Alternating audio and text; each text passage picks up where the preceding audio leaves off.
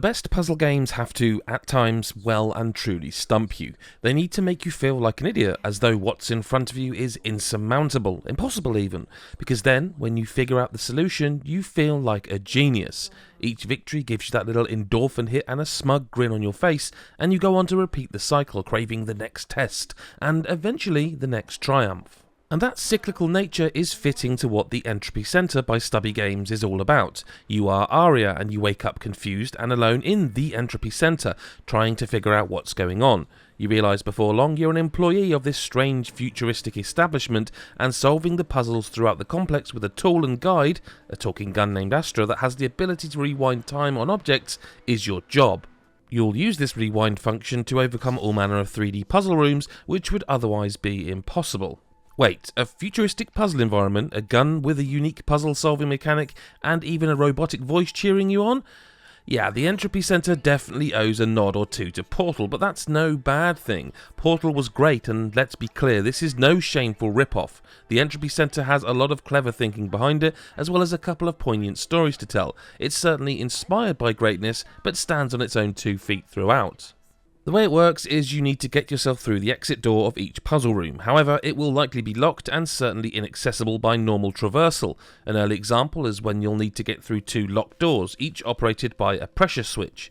You could pick up a handy entropy cube and place it on one switch, but what about the other?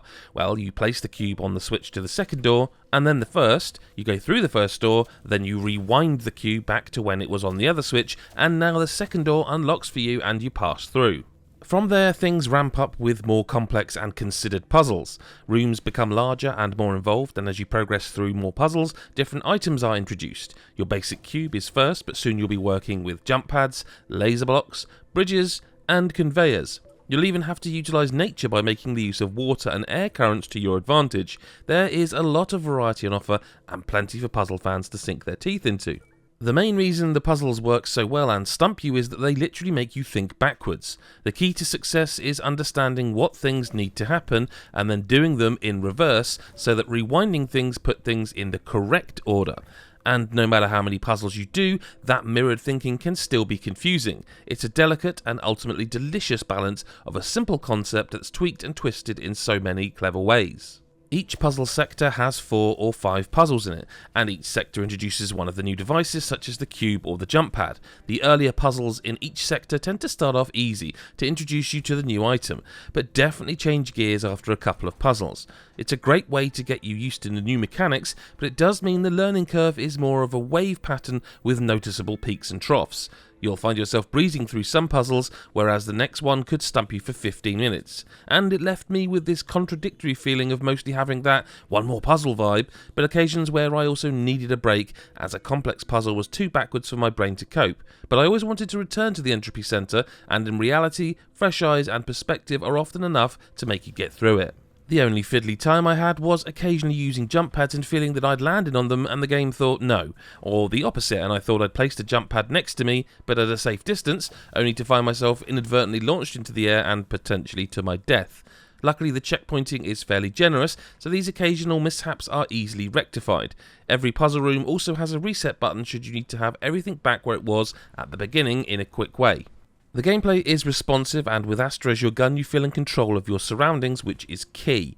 Areas outside of the main puzzle rooms can require quick reflexes and fast traversal, and there are even light combat moments too.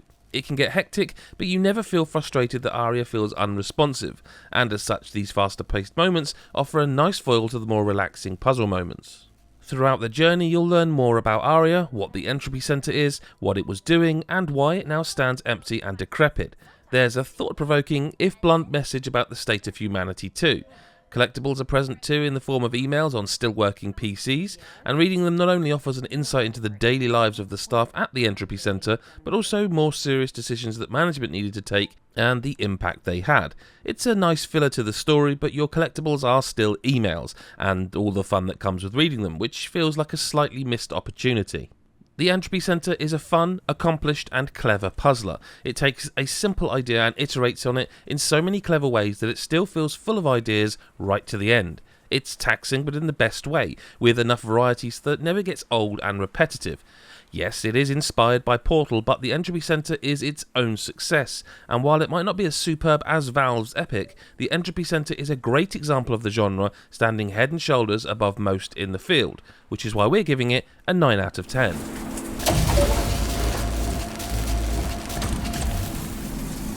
Hey, Adam from godisageek.com here. Thanks for listening to or watching Chris Hyde's video review of the Entropy Centre.